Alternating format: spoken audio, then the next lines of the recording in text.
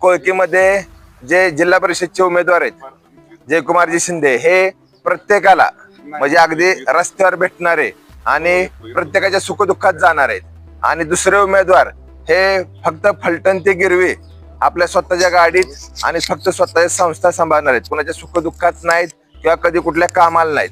आता मान्य सचिन आमदार पाटील असतील किंवा शमशेरदादा असतील, फलटण ते गिरवी बोडकेवाडी जाताना कुठलाही सर्वसामान्य माणूस असेल तर प्रत्येकाला भेटतात. परंतु हे उमेदवार आहेत ते कधीही फक्त इलेक्शन आल्यानंतर तोंड दाखवतात, आल्यानंतर वेगवेगळ्या पक्षात, आताच 1 महिन्यात 2 पक्ष त्यांनी बदलले. असे उमेदवार पाहिजेत का सर्वसामान्य लोकांच्या सुखदुःखात जाणारा. जिल्हा परिषद, पंचायत समितीमध्ये, नगरपालिकेमध्ये खासदार साहेबांची भूमिकाच ही की लोकांच्या तळागाळामध्ये जाऊन काम करणारी माणसं पाहिजेत. हे पद काय भूषवण्यासाठी नाहीयेत. आपल्याला याआधी सुद्धा ग्रामपंचायत त्यांना दिली होती, पण ग्रामपंचायत गिरवीमध्ये आपण जर चौकशी केली